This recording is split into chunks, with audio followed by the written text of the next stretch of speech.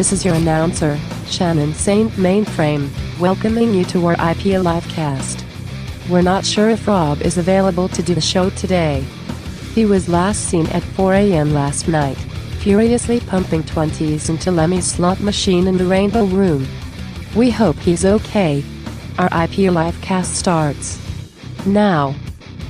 I'm okay. I'm back. Awesome. I was not. That is fake news. That was a different giant man. Also, go ahead. Sorry. I wanted to ask you. So now you said it wasn't you. I was going to ask if they still have the slot machine. I know they put in special reels, like they took the cherry and the lemon and the bars out, and they put like Nazi war helmets and stuff. I was wondering if that was still that way or they changed it back when he passed, but you weren't there, so. He was buried with it. Oh, thank you, Sid, for the scoop. A double wide kiss coffin for Lemmy and the Nazi slot machine. Also, which sounds Shannon, like a great you're morning lying. show. Very lucrative. You're lying, Shannon. What did Because she say? the bars in she said I was caught at 4 a.m.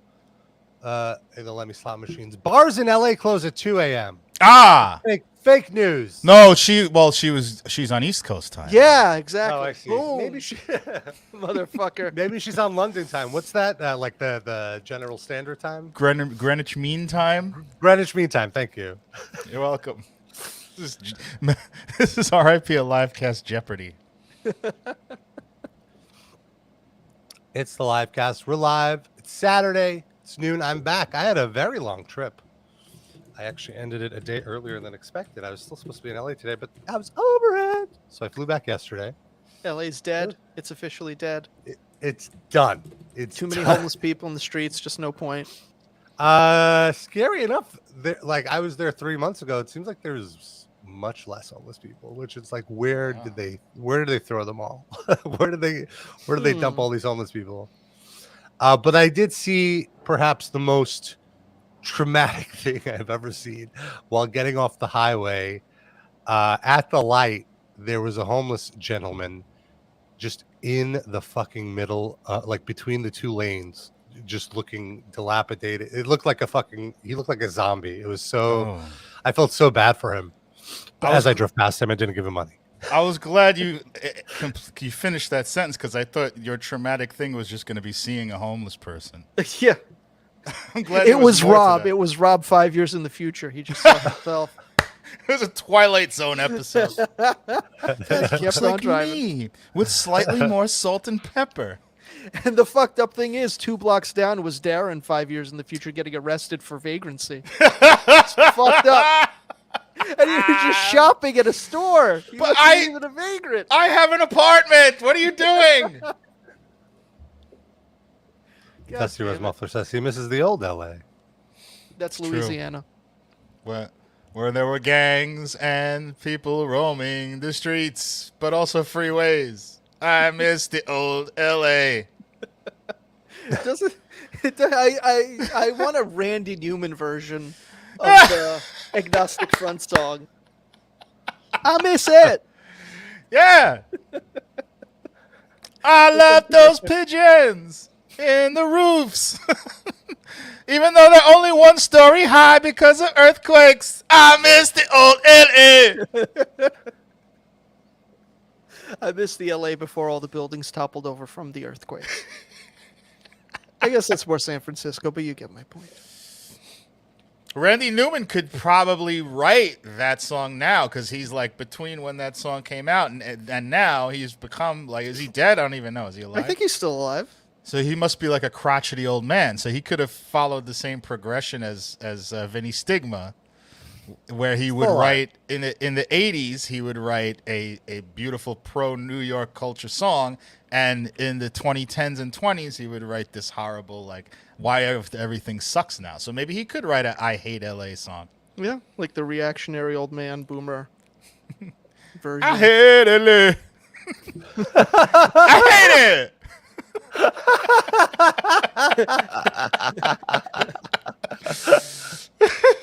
That would be pretty great. Did you do anything fun before skipping town? Yeah, I did a bunch of fun. Oh, You spent like most of your trip at wrestling events, it seems. That is true. I did go to another wrestling event while in LA. I was so jealous. That was a great show. But I mostly hung out with my buddy Dan Ozzi, who hopefully will be popping in at some point on this show. And then you had enough of him. I'm over it. Yeah. So Yeah. Well, I was always also a little self-conscious that maybe he had enough of me. So Oh, But really? he knew how long you were there for, Yeah. right? But then to actually experience it. But wait. Were there any like visual cues that you think he was over it, or No, I'm just an insecure person. just asking? I thought maybe. Well, was there anything you picked up that may have really, in a reality, been innocuous, but you twisted in your mind to think that he was sick of you? No. I'm just making a joke. Oh, I was hoping to pick apart your psyche there. Oh well. No, he was great. So yeah, I mean, I started my trip, of course, in Arizona. I went to visit Noah, and that was last week. That was the last day of my trip. Was last Saturday, and after that, after we did the show that night, we went and got some steaks, which was lovely. I think you mentioned that on the show that was a possibility. And then I took Noah to a gay bar, and What we was went it to see a called? drag show. I forget what it was called. It was like it wasn't anything fun. It wasn't anything like It was like just the blue napkin or something. Like there was no gay themed. it was like IBT or something like that. Irritable bowel. What? Something Irritable with a T. bowel. Yeah. No. But Trauma. so they had a drag show. We didn't know what to. I didn't know what to expect, but it was a lovely time. Was this And, like national famous drag queens? Or No, it was just local themed? Arizona drag queens, and I didn't know they were mostly pageant queens, but it was a fun time, and the ladies all loved me, so that was nice. Explain. Look, I was getting like a lot of flirting. A lot of flirting was coming my way From the drag queens. From the drag queens, Okay. significantly, and like again, I'm not just tooting my own horn. Even Noah was like, "Oh my god, they're all over you, Rob." You didn't And I hook wasn't up, the though? only guy. I wasn't the only guy there. I mean, I guess I was probably the only guy not with a wife there. But they could have Well, thought for the no photo. wife. Well, they asked if we were together, and we made it clear that we were not. So did you So hook there up you with go. any of the drag queens? No, why is that where your mind goes? Because they were flirting with you, you said. Oh, So that's fair. No, But no, it's I part did of the not. show, isn't it? Yeah. Oh well, here's the man Hey. that hosted me. Hi, guys. We have Dan Ozzi. Good morning. Dan, how you doing? You just woke up. I'm just waking up. I'm not at my best. I'm sorry. Neither are we. It never stopped us before.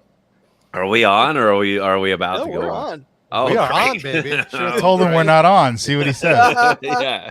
You know what races I hate the most? That we're not on? I want to mention, of course, Dan wrote a lovely book that the entire internet can't shut up about. It's called Sellout, You're damn right. and you should buy it because Dan needs money to pay rent. Yeah, go pay that rent. Is there a promo Whoa. code? No, yeah, come down 20. Rob and I had I don't know what, I'm only 3 minutes late, but I don't know what We I've just missed. started. Did you tell them how we had a very nice beach day, just driving back and forth to the beach? Two guys listening to Come Down. Yep. Really great guy stuff. Men being men. Listen to a Men men being men. podcast called Come Town on the way to the beach while we laid there. Rob, I don't know if y'all have ever been to the beach with Rob, but this is his sort of like beach MO. We got there, we both just like housed a huge sandwich, and then we got to the beach, and Rob laid on his back, just straight up passed out, like out cold. Was there any And like then, suntan lotion? No, he nothing? just sat down, and then he just laid down on his back, and then like maybe an hour later, he woke up, and he was just kind of like, that was great. Okay, well, I guess I'm done. And then, You didn't even go in the water?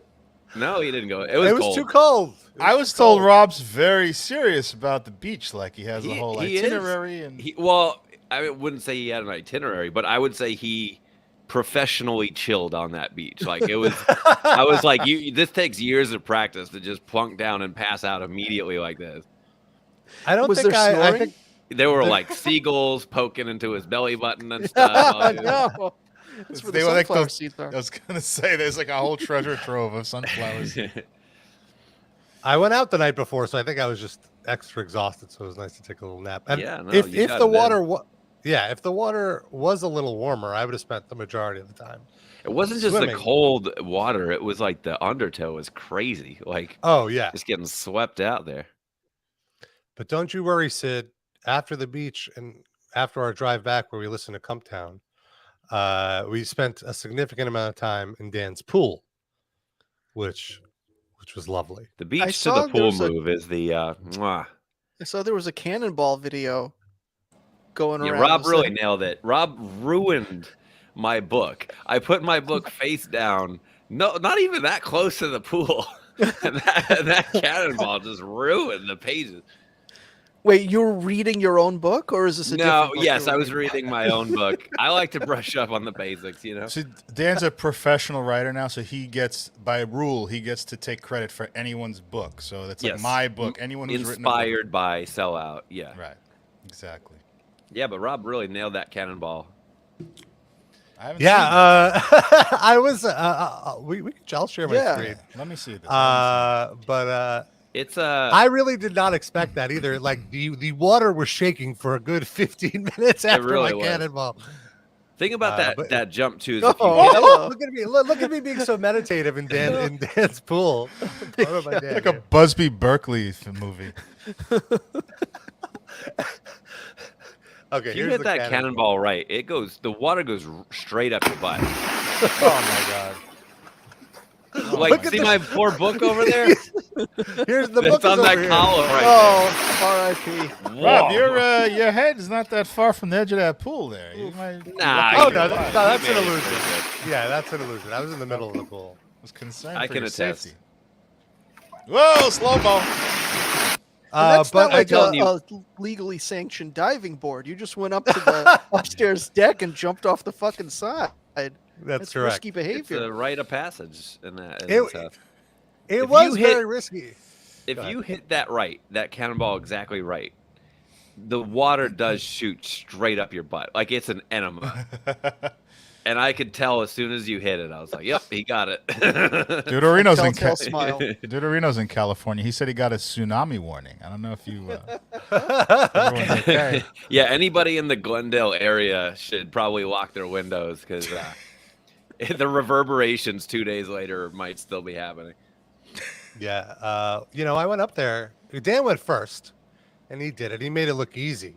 Yeah. And then when I got up there, I was like, "Oh shit, this is high up.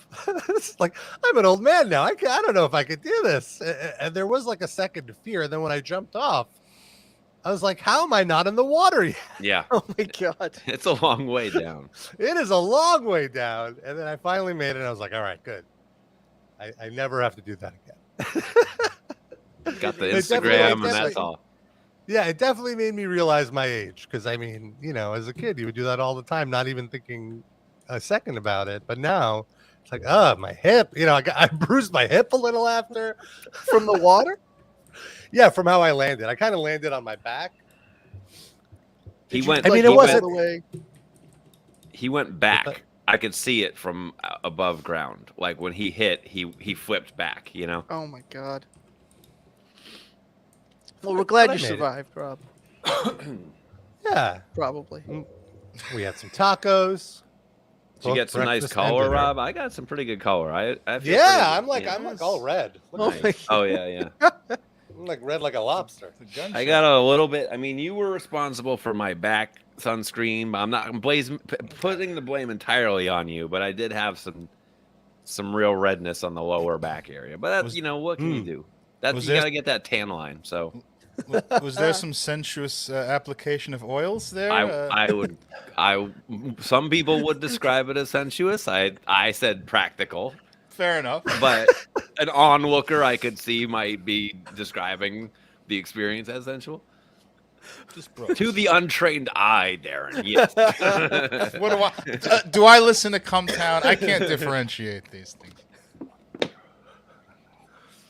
Yeah, that was my first beach day of the year, and a proper good one. All subsequent beach days will have to match up to that, which is a pretty high bar.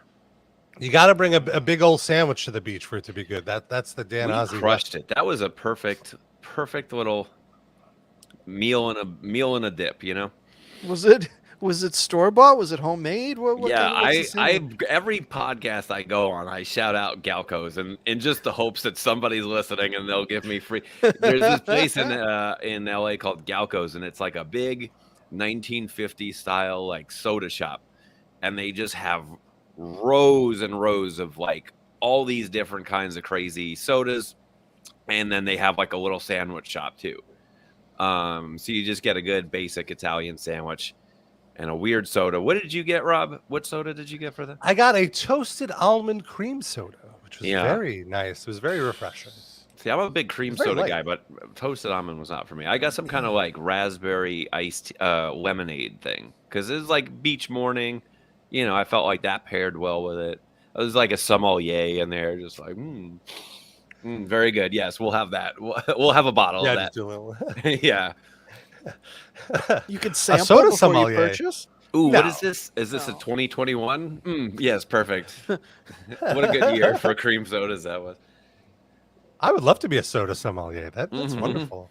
It was really interesting because I'm a fan of soda, and I didn't really realize there were so many lovely obscure brands. You know, beyond the Jones soda or the Boylans. There's like. It's not your supermarket soda. It's yeah. No, there's a lot of. I'm still trying to run through all of them. They had your Cokes, they had your Pepsis, but you don't need that shit. Did they? I don't even know if they did. They had that big old fashioned Dr. Pepper palette when we walked in. There was like a big palette of old school looking bottled Dr. Pepper. So there will be like the major brands, but there has to be something quirky about it, right? Yeah, like this is the Mexican Coke or whatever. Right. Yeah, like they had Hershey bars, but they had it like the vintage Hershey bars, the ones that actually had sugar in them. And Rob, I found out this week hates Hershey's, hates it. I am on a crusade. I hate most American candies. The only acceptable American candy are M&Ms. They are. It is a disgusting. It is a disgusting, shining example of the cruelty of capitalism. That children's chocolates have been ruined by profit mongers squeezing as much profit as they can out of sweet, delicious chocolate. All right. Give me back my sugar and my chocolate and actual milk instead of fucking corn syrup and whatever they put in there. You missed the old American candy. Yes. I got a candy for the beach. I got a pack of Chuckles. And Chuckles is such a funny candy because you're eating it and you're like, an orange one. What a delight. A yellow one. Very citrusy. Perfect. Red. So nice. And then there's just a black one, and you're like, "What the fuck is this?" It's like I had the same exact tar licorice. The black one is the last one in the group. It's like, why? Why would you leave this as the last one? This is the most disgusting flavor. Because some people don't want it, so that they leave it for last and they just throw it out. It makes the other ones look better or something by comparison. But for your unsuspecting patrons, like who buy this Chuckles pack, they're left with the lasting impression that Chuckles is disgusting. You know? You might want to go up the ladder. But if you start with the licorice, don't mess with that. Just go right for the hits. Just play the hits. Yeah. Because if you start with the licorice, that might taint the other flavors that you would have afterwards because you'd still have the licorice mouth. I know there's a lot going on in the world right now, but I think we should get a change.org petition to the Chuckles Company. They've been doing it like this for like 60 years. I think it's time for a change. We got to get rid of that one. Rob, I was going to ask you, can you, in this soda shop, can you get the Coca-Cola with cocaine in it? Is that possible? Oh, I have to look. That would you have to know who to ask. Judorino asks me if I like Reese's. I like Reese's. It just passes muster, but I kind of hate how powdery the peanut butter tastes. Like if you've ever had a Reese's at like a bakery, like a bakery made Reese's, it's night and day. A bakery made it's not a Reese's, that is it. What are you talking about? I mean a peanut butter cup. Sorry, you mean like they're approximating what a Reese's is, but they're making an artisan version of it. Yes, I've never had that before. then you haven't lived. Well, that I know is true. I love what a Not snob just a is chocolate about. snob. Rob is about American candy. My God, like who knew? just blanket statement. All of it is Yeah. bad. Except for this one, and then probably 8 others that our listeners I'll can make an bring up. And you'll be exception like, for, yeah, yeah. that one's all right. Chuckles, M&Ms. Whatchamacallit? By the end of the discussion, he's got like a Lemmy Nazi memorabilia room, but full of candy instead of like the war helmets. I guess German Snickers is chocolates. okay. Snickers. Can you just say everything's okay? We're getting to Everything but Hershey. Like Hershey specifically. You just clearly you don't like Hershey's. Fuck that yeah, candy like in Hershey's. particular. Fuck yeah. Hershey. Fuck anything Hershey's makes. Wow. Up the ass. The No chocolate lube. milk? Speaking of up the ass, you don't like the chocolate milk either? I don't think I've had it. I don't know.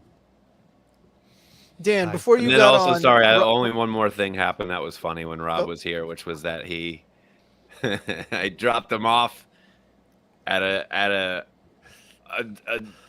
location. I was a dispensary. I was gonna You could mask just say it. No, it was either that or Glory Hole. We knew it was one of those two places. We don't And want to then- expose Rob to the world as a pot smoker. Right. I wanted to keep the secret identity. So I dropped him off at this location of ill repute, and then I moved my car. And then when he got out of I'm like waiting in my car for him to get out of the dispensary, and I just see him walking over to the wrong car, and I'm like, "Ooh, this should be good." I want to point out it was the same color and make as Dan's car.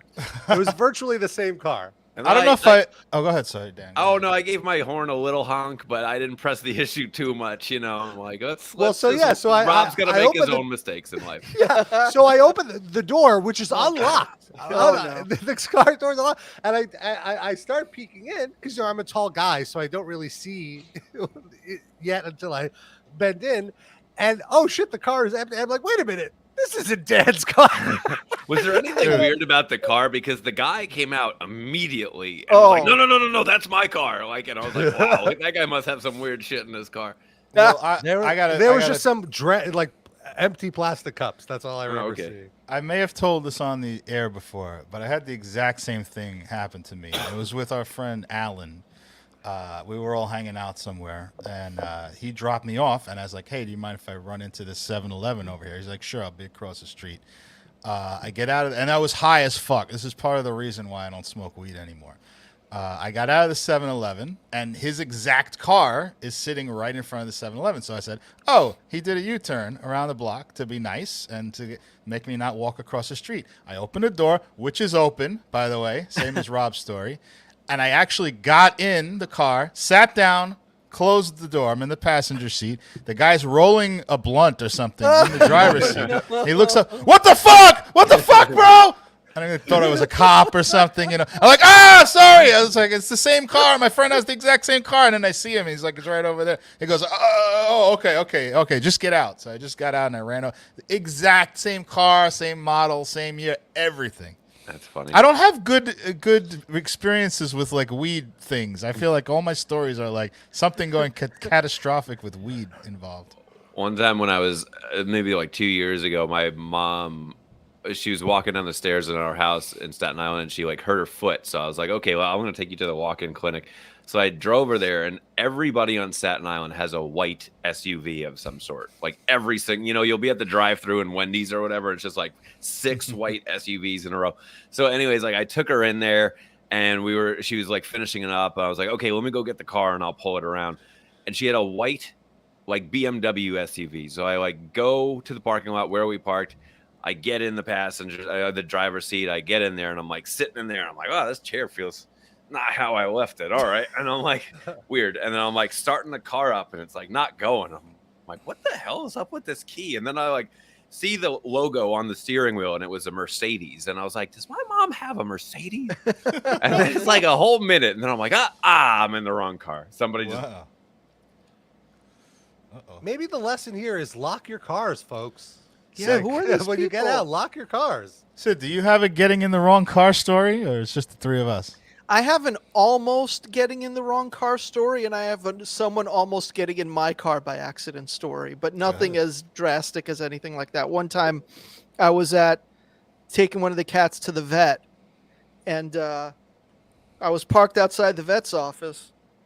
So I went to get the cat from the vet, and I come back out to put the cat in the car, and another car exactly like mine had parked right in front of mine. And so I started putting the cat in that car, and then a guy runs out of the building. Like, hey, no, that's my car. I was like, wait, what? Oh, sorry. You almost had a free cat. And then at the exact same location, because there's the vet's office and then there's an actual like doctor's office next door. A couple days ago, I dropped off my wife to pick up some cat meds, and I'm waiting in the car double parked for her. And all of a sudden, this elderly man with like a walker starts like coming into my car thinking I'm his car service. You thought you were the Uber. I was like, no, sorry, no, waiting for my That wife. happened to me all the time when I first moved here. Really? If you go to pick up a friend at a hotel and you're just waiting there, somebody's going to get into your car. You can make some money. Yeah, maybe I could. Just like when Kramer's driving the bus. And he's just like, well, you kept making the stops? And he's like, well, people kept ringing the bell. Yeah. But you don't tip a bus driver. So he sadly did that out of the kindness of his own heart. There was no money in it for him. You might go ahead, sorry. Get some cash. The fact that 4 out of 4 of us had a getting in the wrong car story makes me think this is not as unusual as I thought. It happens. It just happens, you know? Apparently. There's like 200 million cars in this country driving around. It's bound to happen. Especially when you walk out of a dispensary. It's just been... Yeah, dude, every single person at that dispensary was just...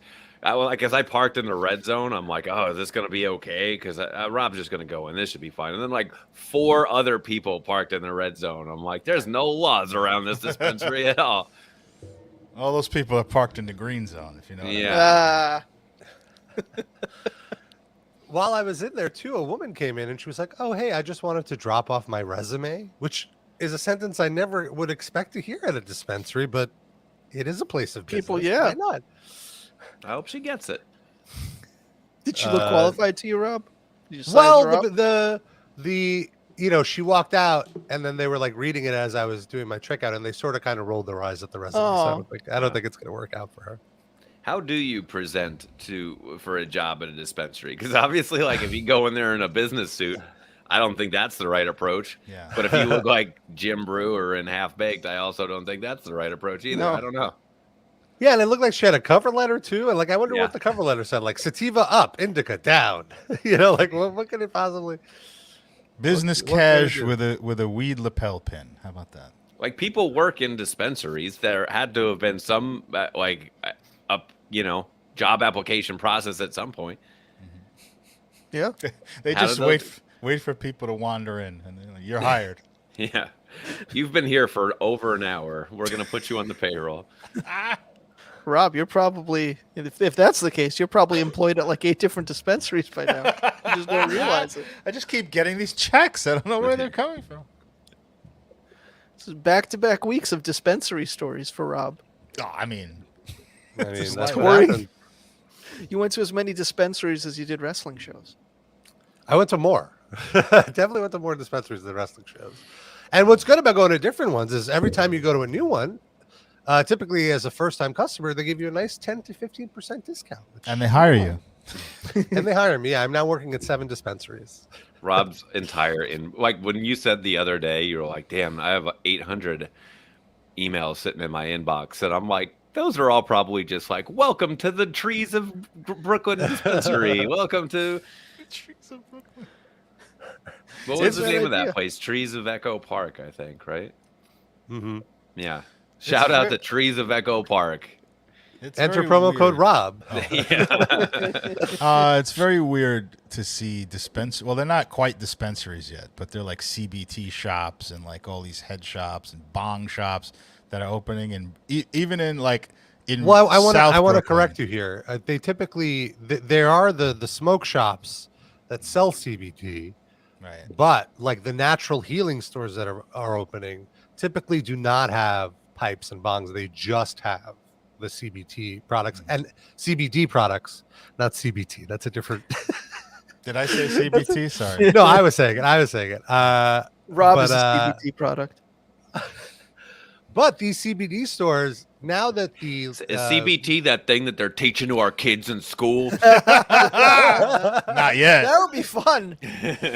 Yeah. But that is kind of what they're saying. They want to stretch out your 5-year-old's balls, torture them. They gotta work it in slowly. Yeah. The whole time Rob and I were at the beach, I kept thinking of that. I was telling Rob about how I was thinking about that weird Tucker Carlson bit where he, he's such a righteous, indignant piece of shit who like talks about the direction America's going in the wrong way every single show. And then he had that one guy who was like, it's really good for men to tan their testicles. And he's like, yes, nobody's saying this.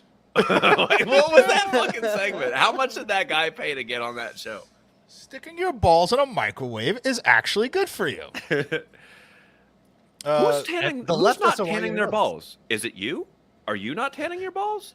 Because I should be. And you should be too. Frankly, you should be worried about this. Okay. It was such a weird segment. It's funny that like 75% of his show is being afraid of the dark-skinned advancing horde that's about to invade America. And the rest of it is like making your balls darker. I don't understand how that connection is made. But what I was going to say is that I live in the very non-hipster, like stuck in a 70s time warp part of Brooklyn. And there's still weed adjacent shops that are popping up now. It's very odd to see it happening. Not that it's a bad thing. It's just very strange that I'm still not used to it being legal in any form. Is it just all the vape shops have rebranded? I don't know if there's continuity among the ownership there, but I mean, I don't really pay that much attention to it, but it seems like they're replacing things that weren't weed related at all. Like they're just showing up in massive numbers now. It's crazy even that it's in bodegas. I mean, it's great. Back in my day, when I was a kid trying to smoke the marijuana, I had to fucking schlep into the city to the village to like those t-shirt shops to get my marijuana paraphernalia, and that was literally the only place you can get it unless ordering online. Now I can go down the block. I used to get weed from like a nature products store run by Jamaicans, and then in the back they had like every strain of weed or whatever. This was like the 90s, but they were so secretive about it. It was like you had to be recommended by somebody, and make sure you're not a cop and all that. The cops used to like I was probably 16 at this time, but the cops would get like 14, 15, 16-year-old kids to go in there, buy weed, and then snitch out the proprietors. So they were very paranoid. I just did my annual watch of the Matthew McConaughey's The Beach Bum, a great movie if anybody hasn't seen it. But I kept laughing at this one scene where he goes into a bodega and he like buys a beer, and then he just goes, "You guys sell acid?" And they're like, "No." And he goes, "Oh, you used to." I don't know why it made me laugh so much. That's fantastic. We just watched the Matthew McConaughey classic about the can't even think of the name of the movie now. Tiptoes. Oh, yes. So I do a thing every year called McConaughey where I spend the whole month just watching a McConathon of McConaughey's films. And I've seen almost everything that he's ever been in, and Tiptoes is truly the most outlandishly offensive premise for any of his. It's the very bottom of his filmography. It's crazy how that movie exists. It's the very bottom of every actor's in that movie. They were in it, including Peter Dinklage, who sorry should be ashamed of himself for being in that movie. Of all people, he should be the most ashamed. And he's like French in it. Yes. He has like dread or whatever. Oh no, for no reason. Trisha Arquette has cornrows. Right. Which is like the least offensive. That's like 18th on the list. He's French for no reason. That's what gets me. For no fucking reason. That character is nothing added to that character by him being French. He could have just been like a misogynistic pig chauvinist without being French, but they just decided that was a game. You could tell that was a game time decision. Like he showed up and was like, you know what? I'm calling an audible here. I think this guy. I want a challenge. Yeah. And Rob and Sid and I were debating while watching this, like, why does Gary Oldman have an accent in this movie? And Sid decided, and I think he's right, that Matthew McConaughey has an accent, and there have to be brothers. So he just started doing a very sloppy Matthew Like, why wasn't Matthew McConaughey ever asked to change anything? I think it was just anything that could distract from the things that are glaringly obvious. Like, I don't know, Gary Oldman walking around on his knees. Yes. They were like, let's give him an accent, and maybe people won't notice. Yep. We also spotted a point where you can see his knee sticking out of his shoes. Amazing. I should do a rewatch on that. That wasn't on the McConaughey roster this year. How many years have you been doing this? This is my second year, so I think between the two, I've done 32 films. There might be some overlap, but like 32. Damn. So I've seen them, almost all of them.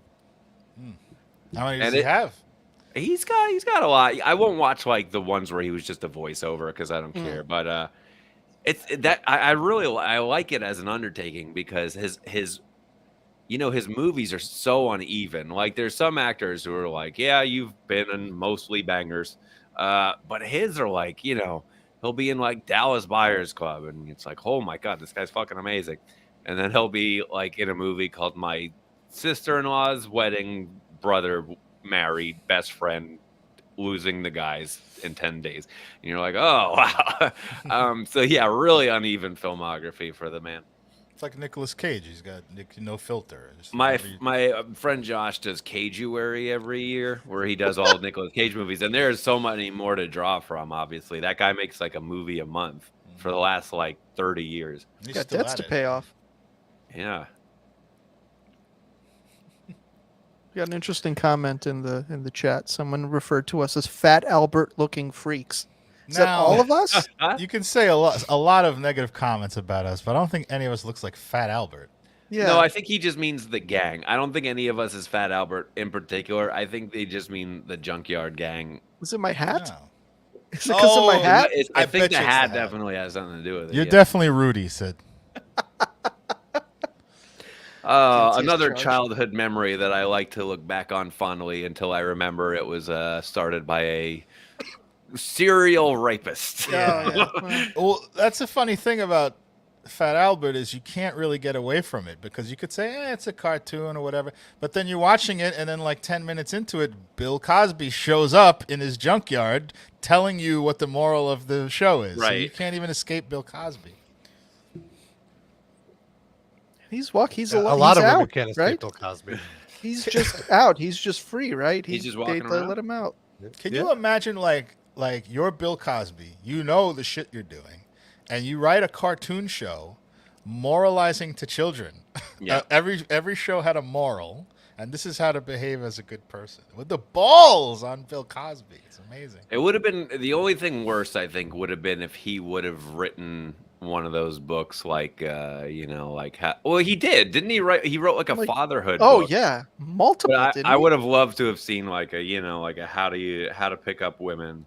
The Pickup Artist by Bill Cosby. Well, he had Spanish fly jokes in his stand-up. Oh, really? Yeah. Mm-hmm. And on the Cosby Show, there was a whole episode about him, about Spanish flying women or whatever. Or he jokes about it throughout the episode or something. Like, when I was in college, I did this, this, and this. Wasn't his fatherhood book like more sort of like bemused, like being a father is from hell, but I'm going to joke about it? Or I always thought or maybe it was parenting advice, but it could be either. I don't know. I can't say I've read it. Yeah. Thank goodness. Don't poison your brain with that. Maybe that could be one of our Patreon episodes. We all read Bill Cosby's fatherhood book and then discuss. Yeah, that's what not enough book clubs these days are digging into the Bill Cosby catalog. Yeah. That could be another, like, when you're done with all the McConaughey movies, you could do like Ghost Dad and Leonard and all those. Hey guys, I'm doing Bill Cosby month. Luckily, there's a lot fewer. Cosgust. Cosgust. He was in Cosbly. Cosgust is good. It's got a double meaning because it's like disgust over Bill Cosby. Yeah, all I can think of was Ghost Dad.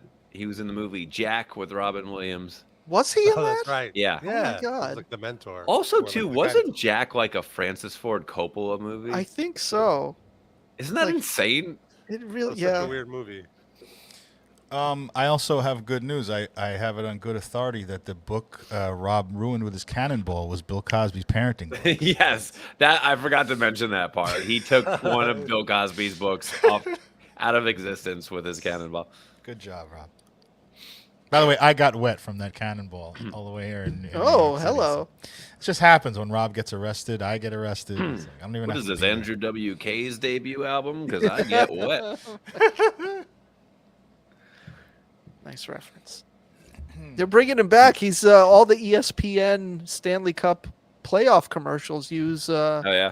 that party song in it. Oh, I thought you meant he was in the.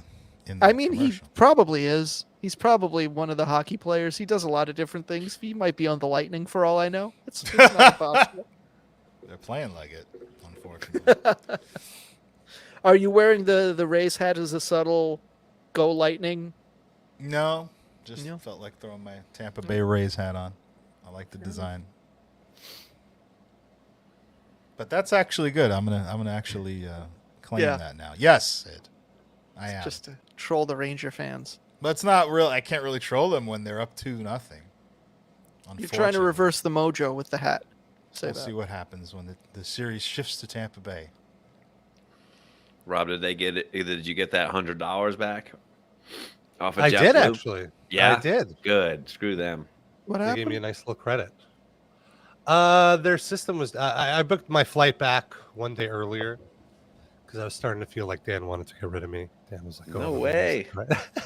So No, I was convincing. just. No way.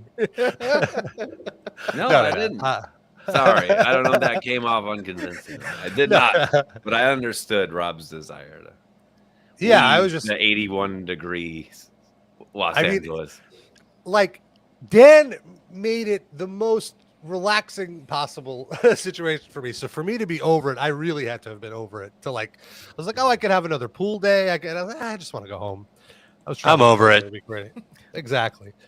So I tried to book my return flight for yesterday afternoon in the morning, and the JetBlue system was down, so I couldn't make the change. It got up right to the last point, and when it asked me to submit my price difference, it wouldn't allow it to go through. It finally allowed me to go through 3 hours later. And by the way, I tried to call them. The wait time was 3 hours. So the only way to do it was on the website. And finally, right before I had to leave, I made it through. But by that point, the price of the tickets rose over $100. God damn. So I called them and I was like, hey, this is really unfair. I'm a longtime customer. And, I even have flights booked later this year. And I was hoping you could make it better. First guy says, there's nothing we could do. I was like, let me speak to your supervisor. Yes. And guess what? The full supervisor Karen on him. Yep. I was pretty nice. I was nice the whole time. I actually didn't use that tone. I was just like, oh, can I speak to your supervisor? And he said, I am the supervisor. Oh, but shit. But he was like, but I can transfer to you another one and he'll say the same thing. Mm. And I'm like, okay, great, do it. And then the other guy was like, oh, I totally get it. Our system sucks. Let me give you $100 credit. Would that cool. be okay? And I was like, that's exactly what I wanted. Thank you. So Nice. there we go. So there you have it, folks. Good. If you're a Karen, you can get yourself a $100 credit if you ask nicely. Mm-hmm. But I do want to mention, so before I hung out with Dan, I was in Vegas and I went to the All Elite Wrestling pay-per-view, which All Elite Wrestling, I didn't realize how many cool people love it. At the LA show on Wednesday, Cedric from At the Drive-In was there, and Tom Morello was there. I saw his Instagram. Cedric was posting pictures, and he was sitting next to Macaulay Culkin. What? Would have Yeah, loved to have they guessed Macaulay that. Culkin is a big wrestling guy. They showed Yeah. Macaulay Culkin on the pay-per-view, look who's here. They did one of those. Yeah, I think Macaulay even has a wrestling podcast. I might not be. Oh, that sounds right. Yes. Him and some other celebrity, right? Like Freddie Prinze Jr. or Freddie some Prinze shit? Jr. Yes, exactly. And Freddie Prinze was actually there. They didn't show him, which is funny. And the gossip is because he's starting his own wrestling company, so they're like they don't want to show the competition. His whole gimmick is he wants to start the first wrestling company that's a part of SAG. So that could be cool. It's nice. Interesting.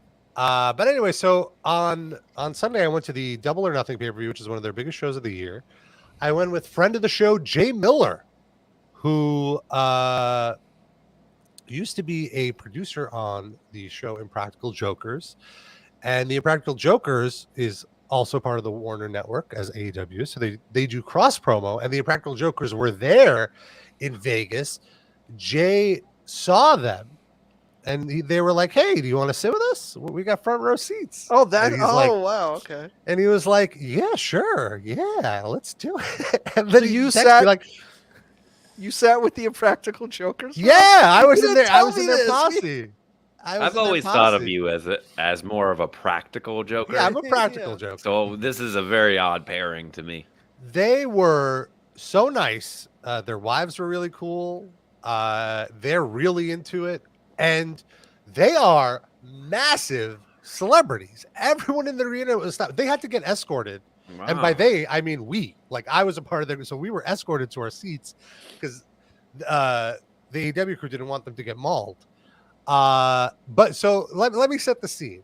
I hate that I'm not the most famous person from Staten Island. Pete Davidson, okay, I'll take a backseat to him. He's dating a Kardashian, fine. College the Impractical Jokers? Yeah. What network is that on? Spike TV? True. Come on. I mean, feel like you could get a writing gig for them very easily. I'm a best-selling author. Get out of here. All they do is go up to they'll go up to like a bodega and they'll be like, go tell the guy behind the counter, instead of saying hello, say goodbye. That'll be good. Okay. Got him. I have deal on True TV. Boom. They Rob. are famous as like. All right, so I don't. This is not to disparage the show in any way because I actually it's not like my favorite show in the world, but there are some very funny segments that I've laughed my ass off at. But they're on 20 hours a day. It's like the number one show, other than ridiculousness. It's like the number one show of people with like basic bitch culture tendencies who just flip around and watch things. It's the number one show among that. True demographic. TV canceled all of their good shows just so they could show Impractical Jokers. Because it must cost like $10,000 an episode to make. It must cost nothing. Yeah. Like they set up a camera of a guy at a farmer's market asking for fucking. I don't even know what they do on the show. Like so you a bar of soap. All I know is that my friend, his friend was on it. Like they pranked him in a bookstore. I forgot what they asked him, but like years ago, he was like shopping in a bookstore, and they came up and they pranked him, and I don't even remember what the prank was. But then, so years later, as a joke gift, my friend got him a mug that was like a custom mug, and it had a picture of like a screenshot of the show. You know, like, oh, the time you got pranked on Impractical Jokers. And he like unwrapped the mug and he was like, oh, what is this? And he was like, you know, when you were on Impractical Jokers. And he was just like, oh, yeah, I forgot about that. Like, was just pranked on a national show and just completely forgot because it wasn't that interesting. I thought you were going to say they never gave him the waiver or anything, and he was just oblivious that he was on the show. He kind of was. He was like I don't remember the segment, but I just remember it being like halfway over and him being like still not realizing that he was being pranked because it was such a tame prank. It was something like, your shoelace is untied. He's like, no, it's not. He's like, oh, I think it is. Got him. Made you look. Anyways, what were you saying, Rob? I totally interrupted. No, it's all good. Yeah, so I got to the venue, and Jay tells me, meet us by this entrance, and we'll escort you in. I didn't even know what that means. So sure enough, Jay comes in with a rep from AEW who walks me through. We walk behind this curtain, and all of a sudden, I am backstage at All Elite Wrestling. Like when I say backstage, I mean right where the wrestlers go through the entrance, the gorilla position. Right where they're showering. I'm friggin' in the shower. Hey, I mean, basically, I'm seeing like the announcers flipping through their scripts, like wrestlers like pacing nervously, and like I saw a wrestler that was debuting that night, and I, like on the outside, you know. Cool, calm, collective Rob. I belong there. You know, no big deal, no big deal. On the inside, I'm like, holy fucking. You know, How like, the sausage that was me. is I was a made. turkey. Yeah, and they even walked me to catering, and they're like, "Yeah, if you want to eat something before the show, help yourself." The catering spread was delightful. They had It's these like always so good at those things. yeah. Cut you to know. 110 empty tins over sterno cans. Those situations, you like really like. It's always like take what you want, and you just like you have to balance the urge to like take every because if it was up to me, I would just make a total pig of myself. But you Yeah. don't want to embarrass yourself in a situation like that. But you do want to get a healthy plate, like so. Yeah, it's a hard balance. I remember I had to do a meeting at Google one time, and Google has that like cafeteria where it's like take all you want. And the people Oh, I yeah, were meeting with were like, "Oh yeah, let's all grab our lunches and we'll reconvene at that table." And when we did, I had clearly gone. They eat it every day, but I had like I feel like there were like ribs, which is not a good meeting item. And then I had like a whole dessert plate with like a like cupcakes with a cookie on top, and they're all like looking at my plate, and I was like, "Oh, I've overdone it." But you got to go for it in those instances. I feel. I never knew you were such a schnorrer that you just go to the buffet table and take as much of a Dude, plate. my cousin was on the New York Jets for 6 years, and we used to like. I mean, like it's like 20 minutes before the game is over. Like they had like a, like a family section after the game, and it was like an hour left in the game. Like we should head back there. We should start making our way, because I know that they got food waiting there. We should start making our way back there. Wow. Just stuff in my pockets with they had like the mini Gatorades. Just stuff in my pockets with those, Me and Dan have definitely noshed significantly many a time. So. Whenever I hear we had a good we did Home State. I'm just naming places in hopes that somebody's listening and they'll start giving me free stuff. We had Home State, great breakfast tacos. We had guisados, great later in the day tacos. Galco sandwiches. Shout out to Galco's. We did. Oh, and the last time you were here, we did Korean barbecue. And we went to town. Yeah. Did you have to cook your own food or not? They kind of do it for you in front of you. They do it for you. Yeah. It's just throwing the meat in there. So back to Vegas. So yeah, they bring me into the catering. I'm like so anxious that I honestly don't really want to eat because I'm just so excited and like ready for the show. But I realize I'm going to be drinking tonight because I definitely need to drink to bring down my like anxiousness. Like it's not like Take a bad edge off. Yeah, like it's not a bad anxiety. I'm just really amped up. I guess it's more adrenaline. So I should stuff some food. So they had these fish cakes that were like crab cakes, but not with crab. That were unbelievable. They had some ravioli. See, this is what's funny. I just like, in case you've not been in any kind of VIP section before, this is what's funny about it. Because you go into the stadium and you basically have the option of like, $15 chicken fingers. Right. And, like maybe you can get like some kind of popcorn or something like that. But or like a pulled pork the sandwich. VIP people are having fucking crab cakes and ravioli. Yeah. Like there's another world going on. There was a whole salad bar. It was nuts. Yeah. And this was already late in the day when the show's about to start. So most of the food has already been consumed. And just seeing wrestlers just in costume, like, you know what it felt like? It felt like back in my high school theater days of like right before a play, everyone's just kind of getting ready right before the play starts, except it's pro wrestling. Yeah, that pre-show energy backstage. Yeah. And so like I kind of sat off to the side and I was just like gawking at everyone, and then they were like, "Oh, we're about to start." So we get escorted to our seats, and I am sitting in the fucking front row. Holy fucking shit. These are the best seats I've ever had for a wrestling show. I've never sat front row. Before this, I sat at a house show, a non-televised event, in the second row. That was close. Oh no, and then at a previous pay-per-view at a third row, but never the first row. So this is a big difference. You're not looking at the back of somebody's head. Honestly, there's a huge difference between the first and the third row, because with the third row, like you said, Dan, you're at the mercy of the people in front of you. When they stand, you have to stand. You know? First row, no one's blocking you kind of set the tone for the rest of the audience.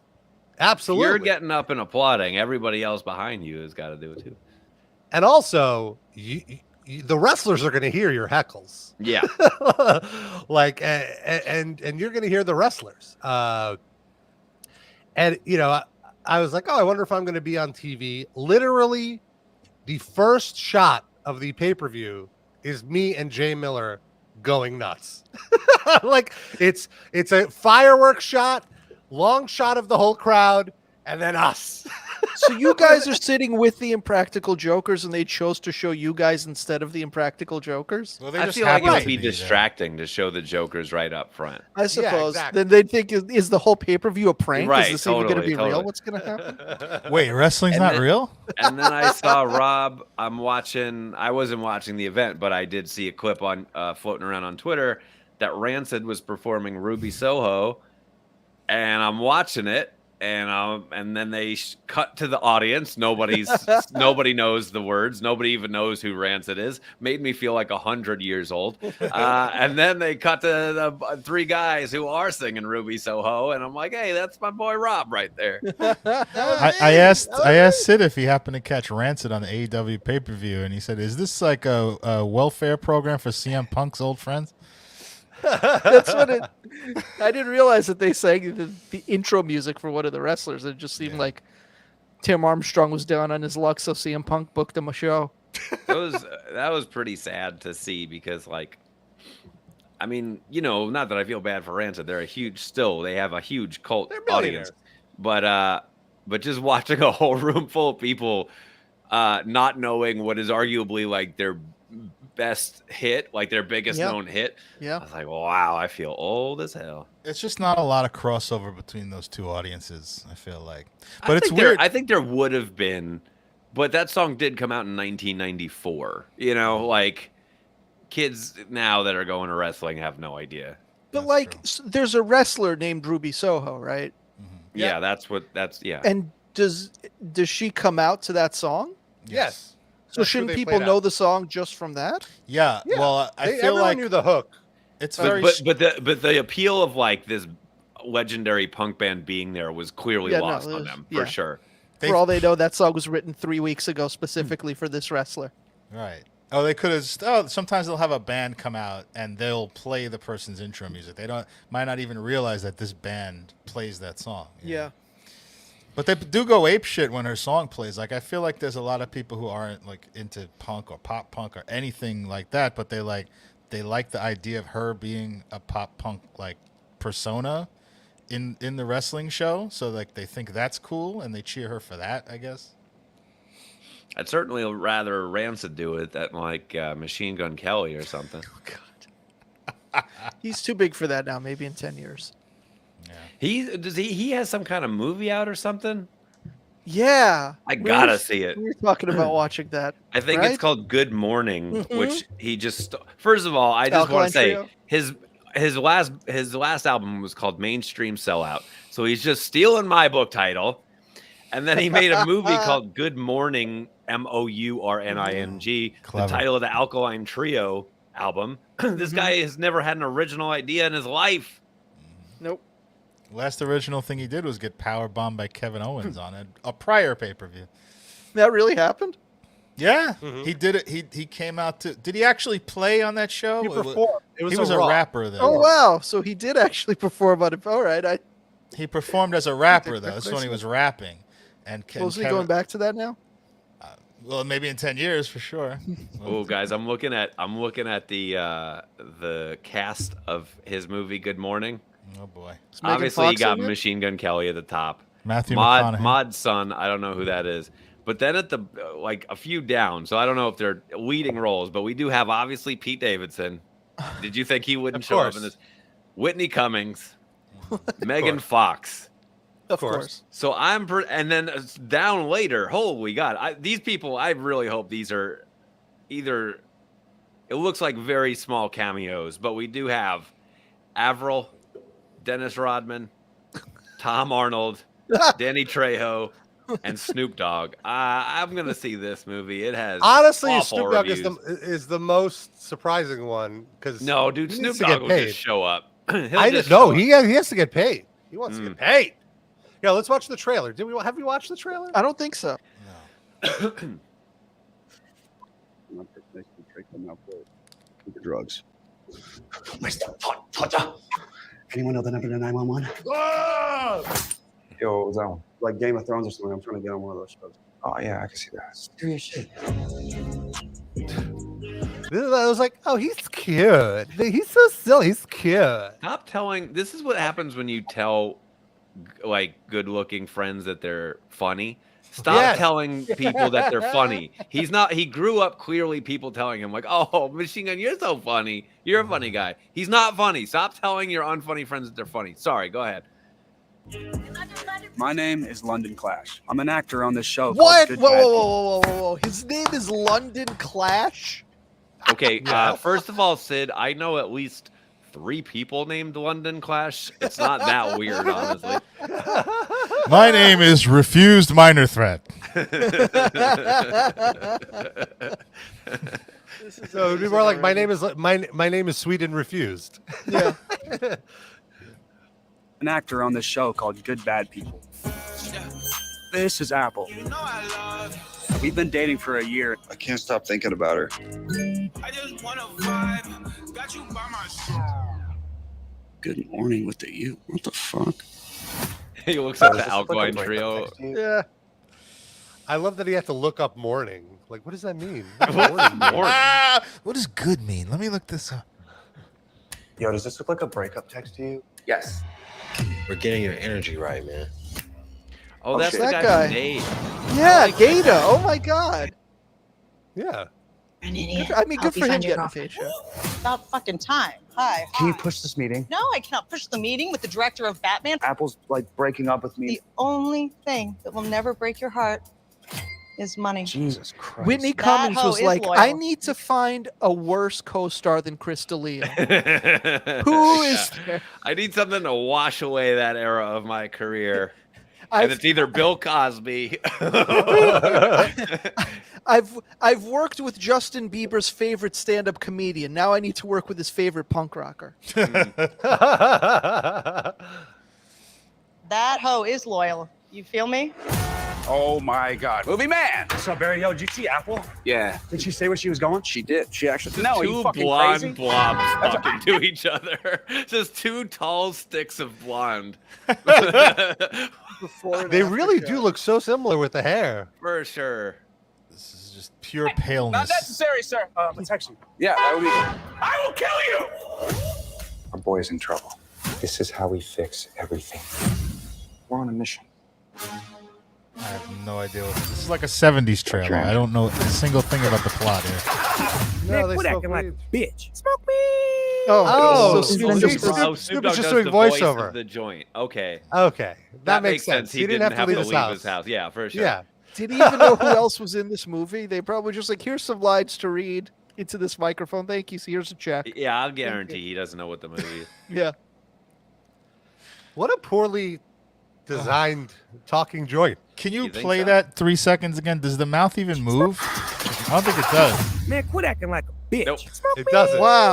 The eyes only kind of one- moved a little bit. Yeah, one eye is twitching a little bit. That's just about broken. That wasn't even supposed to move. They just. The props guy had smoked part of the joint before he designed it, and therefore didn't get his best work out of him. Megan Fox how they just paid looks him. like the most attractive fembot I've ever Yes, seen. that's Yeah. what I She doesn't always look- say. Exactly. She doesn't look human, but she looks very attractive. Yeah. Right. That Michael B. Jordan. like a bitch. Smoke me. No. I don't want to. This has been the weirdest day at work ever. Gen Z is funny. You guys got to. I got this. And they love their drugs, folks, don't they? You know what They else love is their funny drugs. about Machine Gun Kelly that I do feel necessary to point out? I think he's like 32. Yeah, he's not a kid anymore. Like this is a movie that like a 18-year-old should star in. Yeah. he's you know- literally 32. Yeah, Who's he has this like guy? a 13-year-old daughter. Yeah, go ahead. Yeah. This is like Yeah, so Smokey and the how Bandit 3. How old's his daughter? He has like a teenage daughter. Oh, wow. Machine Gun Kelly does. Yeah, and she actually too. When you look her up, you're like, oh, she looks a lot cooler than he does. She should Oh, be wow. starring in this. We'll get to her right after this trailer. Oh, boy. But let's just finish this up. Yeah. Cannonball Run 4. Cool cop or something? Yeah, Stony Smurf. Get over here. I trust in you! This is the worst day of my life. Yo! Hey! Do you want to be in love, or do you want to be the biggest star in the world? Oh, shit. It's time to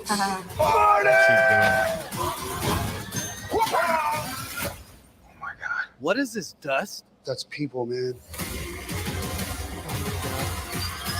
This movie's going to shoot itself. I'm going to shoot myself. It's Dude, Where's My Car?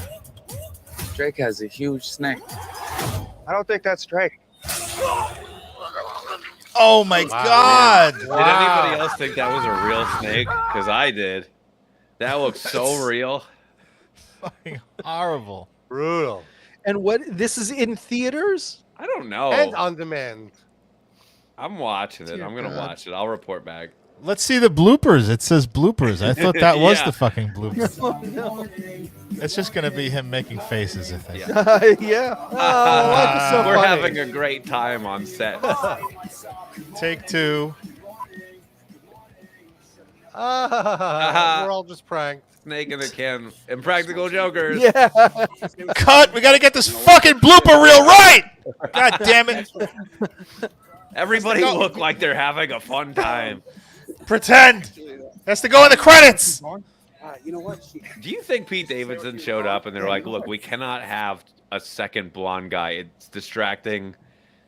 And he was just like, no, you have me for 6 hours. Yeah, that's Do what you want with me, and then I'm out of here. I remember listening to a Howard Stern interview, and he was praising Machine Gun Kelly as like the best rapper alive. So I think he has a huge respect for him, and like is willing to do whatever, which is so hilarious to me. I don't know if you guys have been following Machine Gun Kelly's punk rock career, but I have. And you know, he made this he switched from rap to make like a punk record, and he did, and then immediately he announced that he was like, yeah, I think I'm gonna go back to rap. yeah. Well, yeah, because he got so much pushback from rock folks. He was like, "Fuck." Not this. only that, but it's not profitable. Even if you're like Yeah. a huge rock guy, how, you know, it's gonna be like still less than your shittiest rapper. So here's his daughter. Yeah, his daughter looks cool. His Yeah, daughter's like like older than 13. him. Yeah, it's wild to me that he is adult enough to have reproduced like a this full, long ago. full functioning like- person. Because he just doesn't. He Disturbing. seems like a grown child to me. You know, Yeah. like if you listen to him, if you listen to his interviews, he seems like he's like such a coddled celebrity. I imagine like when him and his daughter are together, she is like the parent. Oh, 1,000%. She's like, no, Dad, you can't put a fork in the toaster. No, like, oh, I didn't know. Like, just role reversal. You know, that's the movie I would watch. Yes. Dad, they don't sell acid at the bodega. It's so silly.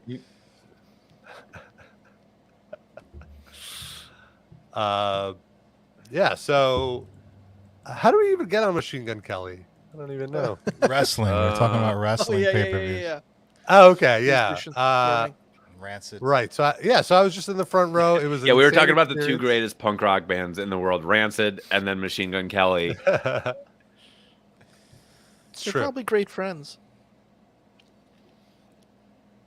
But yeah, so I really did have a great time at the show. Can't believe I sat front row to the point that I wasn't planning on it, but I had such a good time that I ended up going on Wednesday as well to the Fabulous Forum in Los Angeles when AEW did their follow-up show. Did you I gotta use your tell you- hookup from the previous No. night? No, I paid for tickets. Oh, that's a true fan. Yeah, I feel like I've gone to like 15 AEW shows in the last year and a half Yeah. or whatever since shows opened back up.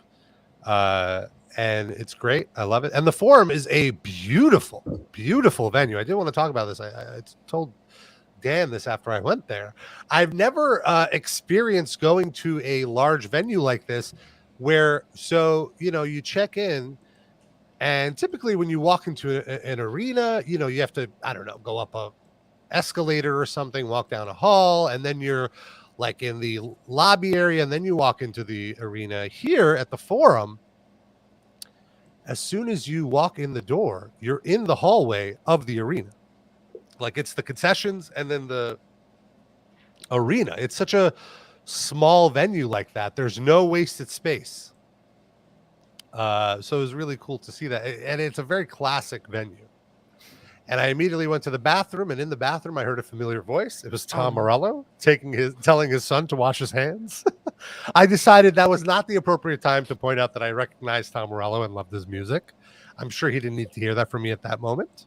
You could have backed him up and be like, no, you trust your dad. You should wash your hands. Your dad knows what's up.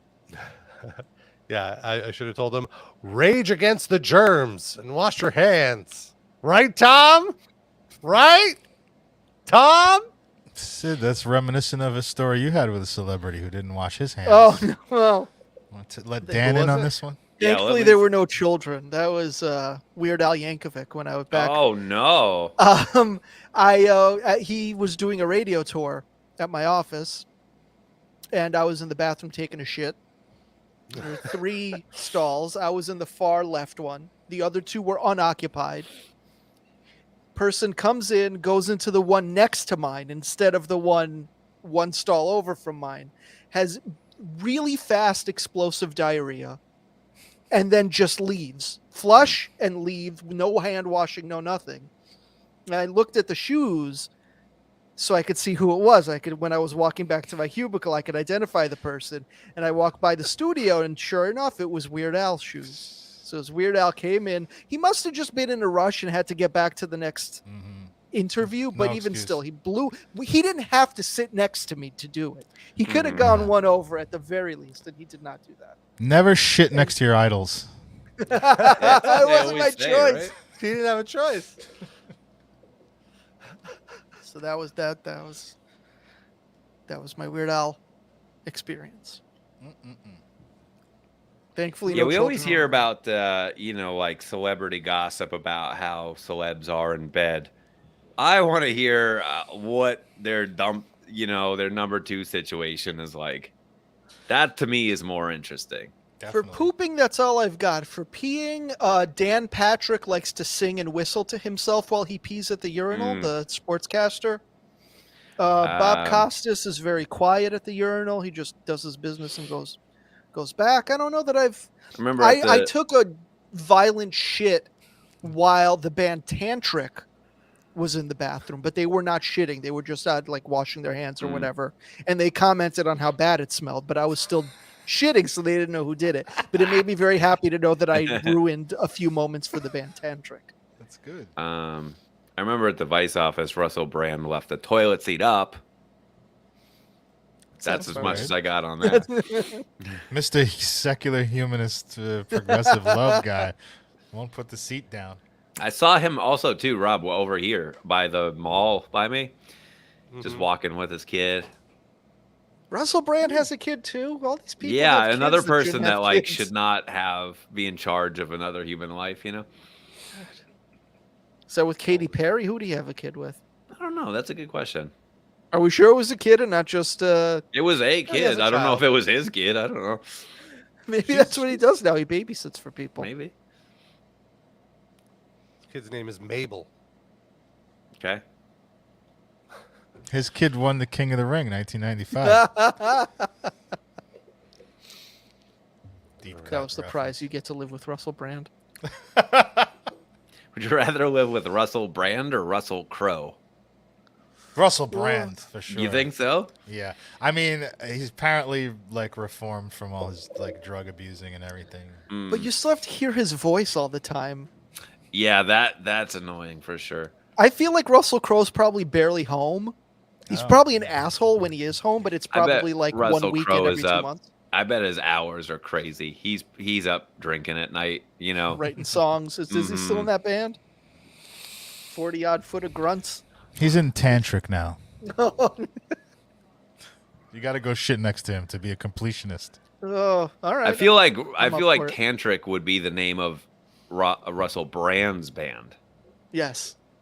What was his name and what was his band's name in Forgetting Sarah Marshall? not remember. Infinite Sorrow. Is that it? Yeah. Wow. That was a decent movie. Oh yeah. He was fine in it. I just learned recently. This is such like a thing a 13-year-old would say, but I just learned recently or maybe I could be wrong, but I feel like that picture of Mila Kunis topless was not really her. Like they used like a, like a photoshopping of that. That sounds right. I don't even remember the picture. Yeah, remember there's like a towny bar in Hawaii, and there's like a picture of a bunch of women like drunk with like their shirts up or whatever, and one of them is Mila Kunis. Huh. And he goes and like gets it down. That's a whole plot point. Whatever. You didn't remember. That's fine. What was the last time you saw Forgetting Sarah Marshall? I haven't seen it in a while, but it's a good movie. I've seen it a couple times. That scene, though, you've seen recently. Oh yeah, that scene I've rewound several times. Spank bang. There are some. I run Mr. Skin. I never told you, but I'm Mr. Skin. There are some shockingly believable Mila Kunis fakes. I'll bet. Just don't Google image search. Image search. Image search. Yeah. Well, she's On the Russian. Russian So I figured, yeah, she's from here. We grew up not too far from each other, which was yeah? kind Really? of wild. Yeah, she went to Reynolds I don't know what that is. junior high school on by the Bay. Was that her or Michelle? I think I'm confusing her with Michelle Trachtenberg. Actually, she's the one that went to Reynolds. But she's a New York Russian Jew. I don't know if she's from Brooklyn though. I think she's definitely from here though. Which one are we talking about? Mila Kunis. Oh, okay, yeah. She is from here. I don't know if she's from specifically your neighborhood. But I like how on that 70s show she was the only actual teenager. Like all the other ones, like every show, the people are like 24 and they're playing like 15-year-olds.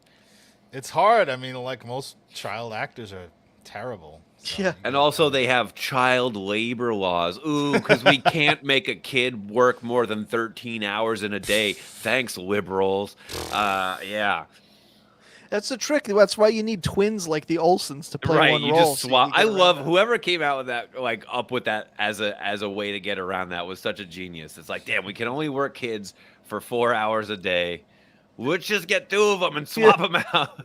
Let's paint one kid up to look like the kid. Like, no. How about twins? Oh yeah, that works too. We were just gonna paint another kid's face. Okay, so I messed up. Mila Kunis grew up in L.A. Michelle Trachtenberg is the one that grew up in Sheepshead Bay. I had no idea. Michelle Trachtenberg was like some Nickelodeon star. Who was she? She had like a Nickelodeon show, right? She was, wasn't she like a little spy detective or something like? Inspector Gadget, Richie Rich's Harriet the Spy. Is that Harriet the Spy? Yeah. She Euro really trip. cornered the market on the whole spy kid thing, huh? I guess she did. Yeah. Good for her. Good for her. Can we quickly hit the link that I posted on the links page, Rob? I want to make sure it's a very quick thing. It's just a headline that made me laugh out loud. All right, I'm loading it up. I don't think there's really anything we need besides just reading the headline. This is the music-related link, the top one. Yeah. Okay, loading it. Okay. This is very important. So I'm glad you brought this to our attention, Sid. Here we are. David Ellefson's The Lucid raises testicular cancer awareness with new video. I don't think this is proper English. But I'm just saying, like, hasn't cancer awareness? He's already raised testicular awareness with a previous video. Like, did he need to go back to this well-trodden territory? That was to one particular set of testicles. This is for a more broad cause. Why is half the band looking down in this picture? They don't want to look at the camera. They've just become aware of their testicles. Yeah, everybody look at those testicles. Thanks, Dave. Never noticed those before. Wait, what are testicles? Because this is working on me. I didn't know about testicles. So yeah, Well, the joke believe it there or not. being that, Oh, go ahead, Rob. No, You what go. was the joke? That he really got caught masturbating on video in front of a young fan, and now he's got a testicle video, He's raising Hey, something. which is amusing to me. Can somebody explain what Morbius is? That's like a really bad Jared Leto movie. Yeah, It's like That's all I know about it. A little known comic book Marvel character that they made into Like a a movie. Spider-Man I think. villain? And it's been like a meme because people are so So the movie was brutally awful. it And then somebody box was hu- like, Yeah, so hold on. Somebody was like somebody on Twitter went viral going like, my favorite part of Morbius is when Jared Leto goes, it's Morbin time, which obviously never happens in the movie, Right. but it went ridiculously viral, and then everyone started saying Morbin time, to the point now that they're bringing the movie back to theaters, thinking that somehow this is going to get people to go to the theaters. Well, Forbes just tweeted out a minute ago that Morbius bombs again with $85,000 made on Friday. So this is after the relaunch, after going viral. So that's how much a meme is worth. $85,000. I hope it. Yeah, I hope there's like another wave of memeage. Okay, that so will it bring bombed back again. It bombed terribly. Was a meme joke, and then they tried to Snakes on a Plane it and like lean into it. Right. Yes, exactly. And it just bombed again. Wonderful. But they should have like recut the movie into like a comedy then. Studio You can't just executives release the need same to thing. stop listening to the internet because like they'll be like, wow, there's a lot of pickup for this. We should give the people what they want, and then they do, and then the internet was like, no, that was just a joke. Like we're not going to give you any of our money for this. Yeah. What we wanted was to shit on the movie. That's all. Yeah. For free. And the other, like even Jared Leto, he tweeted something yesterday where like the script, like that video. Yeah, like his girlfriend is saying, like, what are you reading? What are you reading? He's like, oh, it's nothing. And then they zoom in on the script and it's Morbius 2. It's Morbin time. So the joke is over. It's like done. Jared Now Leto, it's dead. it's Yeah. hit Jared Leto. It's dead. It's dead. It's done. Finished. I'm surprised. I will say that I am surprised that Jared Leto would have that much of a sense of humor about himself to do that because he does not seem like the type at all. Yeah. Awful, Seems like he has awful the worst sense of humor. nightmare person. Yeah. It feels like maybe his girlfriend or publicist set that up and was just like, just sit here and hold this and trust me, it'll be good for your social right. media. This'll be good and he had no content. idea. Yeah. Is that the I'm pretty first sure this Marvel is the movie thing too. that bombed? Or No, the Eternals bombed.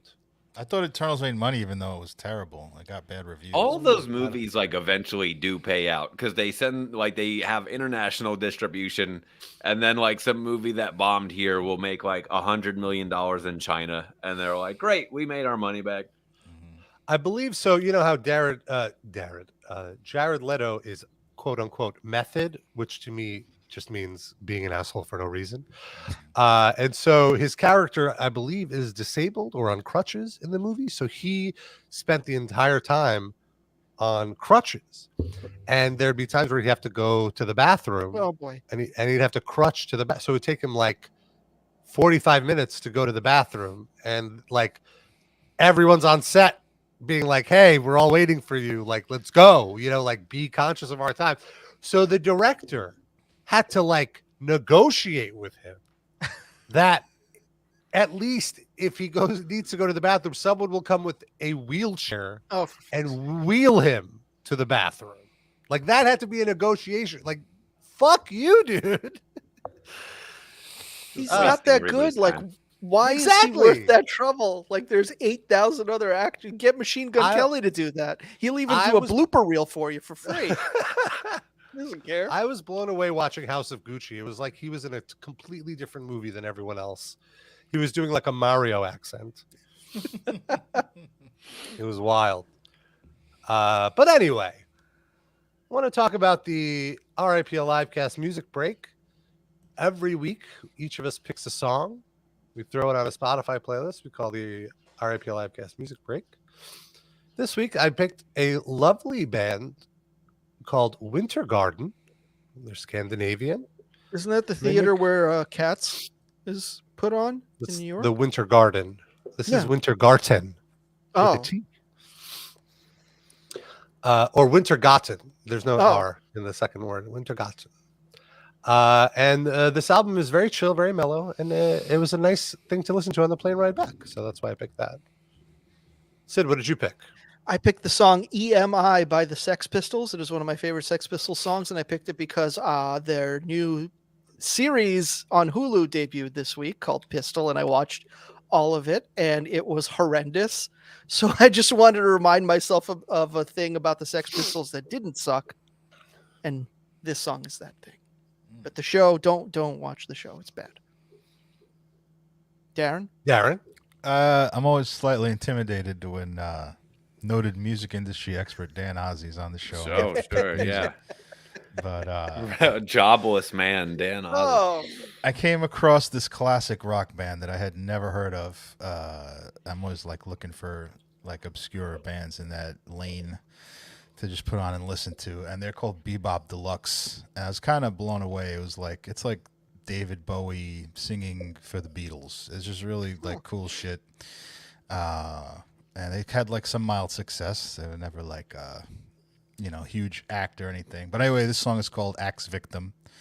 And it's very nice. It's has chill moments. It's got some like mildly shredding moments, and it's very good, very fun, very like sort of atmospheric classic rock, 70s classic rock. So I highly recommend that.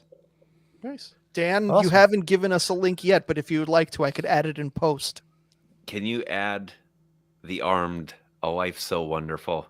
The Armed is the greatest band in the world. The end. All right. We'll do that. And I want to add, if The Armed is coming to your town, which they rarely do, go see The Armed. Yeah, you gotta. It It's the best show. It is a Dillinger Escape Plan-esque type experience. I in saw a that it's tweet really the other chaotic.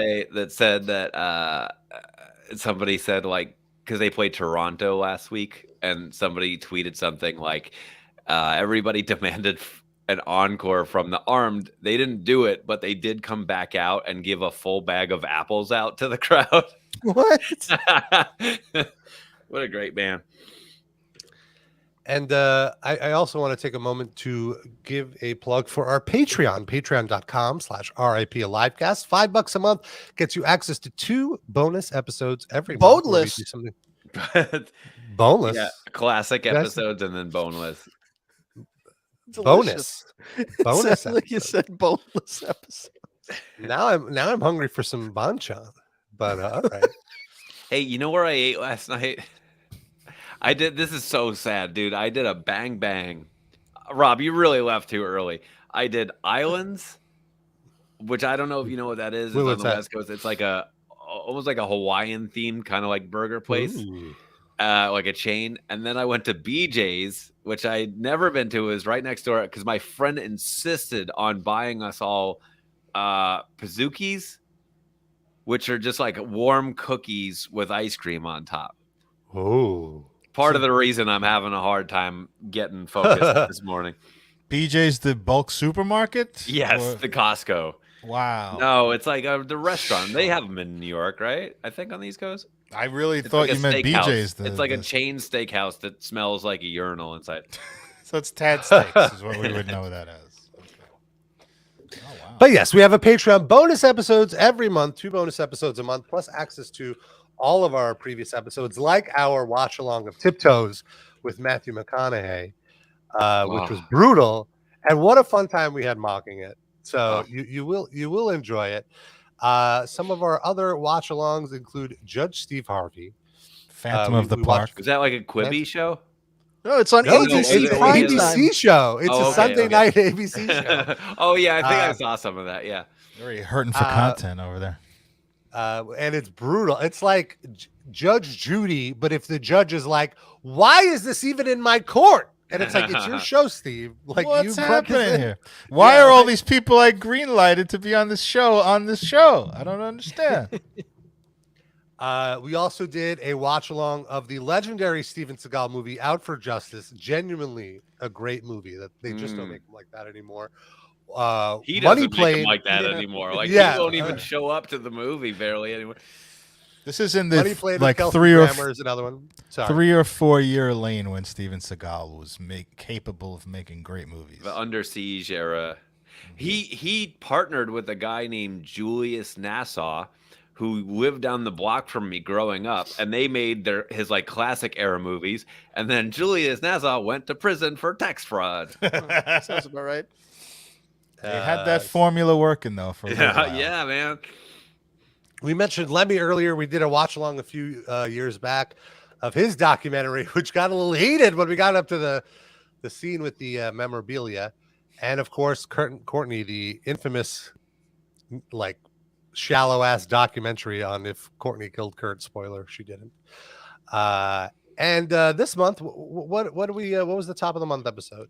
We forgot already. went through our backlog of links that were Oh, yes. mostly explicitly sexually themed. Oh, Yes, very- was there any that weren't? There might have been one. Yes, some explicit sex talk. It was basically a full episode. He did a little show and tell. That's true. I got a little intimate on the Patreon. Yeah. I opened up a little more than I would on the Oh no! metaphorically speaking. And you'll have to last tune in month, to one of my favorite watch alongs that we did a watch along of the exploding ring match between Atsushi Onita and Terry Funk. Oh, that's cool. Which I know, Dan, we talked about that yesterday. With you love the exploding matches with Big Japan and all that. Yeah, I was telling Rob that I had this like 7-hour VHS of like Big Japan death matches, and now I kind of want to go back and find them on YouTube. They got to be up there. Mm-hmm. Sure. So many. Got to good look up the exploding anus. I will. I will. Pretty much any of those tapes that people would pass around, they're all on YouTube now. Yeah, no, I know. rights Well, I was restrictions telling on Rob that I bought one at an ECW event and I loved it. And then my friend Matt, I lent it to him and he lost it. And I still to this day give him shit for it. But now it's on YouTube. I think I could probably just go look. Now it's me being willfully ignorant about it. It's up there. So all of that is $5. Everything I just mentioned is available. $5 a month gets you access to all of it. No restrictions. Patreon.com/RPLivecast. If you really love the show, you want to give us something a little extra. For $10, you could be a top Livecast fan. And I want to mention that all the Patreon subscribers get a little badge in our Discord, which you should totally join, whether you're a patron or not. You can hang out with us all week. We drop links. We roast each other. It's fun. So for $10 a month, you could be a top Livecast fan of the week, and you get a shout out at the end of the show, which is right now. Before that, though, don't we want to mention our new time starting next week? Yeah, starting next week, we're going to be pushing the show back 4 hours. We're going to start at 4 p.m. Eastern, 1 p.m. Pacific. So you don't have to wake up early to see us. Or to call in, Dan? Actually, you know what? I just realized that next week I'm going to be going to Philly for the Decibel Music Festival. I just see it on my calendar. So we're not pushing the show back just yet. For fuck's sake, Rob. We'll push it back in 2 weeks. I should have checked before we confirmed this. Push it back in 2 weeks. It was your idea. I know. I should have looked at the calendar. God, got me some slack. Just a little jet lag. Jesus Christ. Anyway, what does RIP a Livecast stand for this week, Sid? Rob imploded a pool. All right, that works.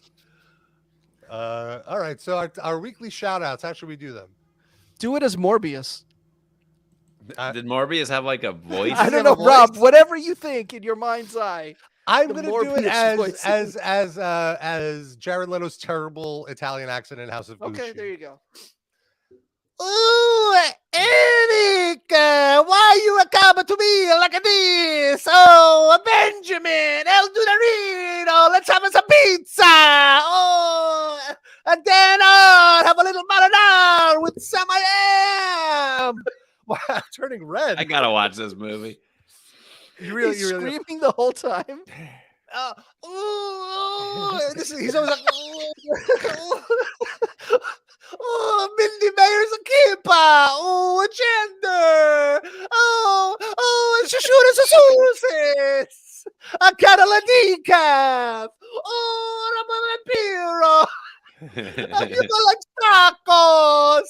Oh, Orlando Danza. La Croita. Corey and Scotty H. Doug Pigman. Douglas, who are you ever son? No. Hi, guys. It's Josh. Next week, the whole episode you're doing in that voice. All right. So if you can make it through 15 minutes. Still at noon Eastern. 2 weeks moving to the new time. Thank you for tuning in. Thank you, Dan, for waking up early. Hang out with us. I'm not gonna lie, I didn't wake up early for this. I woke up and you texted me, and I was like, "Oh yeah, okay, I could make it." If I was still sleeping, though, I wouldn't be here. I'm sorry. I wouldn't expect you to be here either if you were still sleeping. Pick up Dan's book if you haven't yet. It's called Sellout. Perfect book.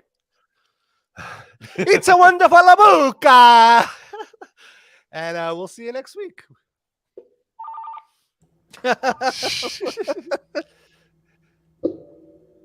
Damn, I was muted. I tried to do a perfect book. We love it. Don't we love it, people?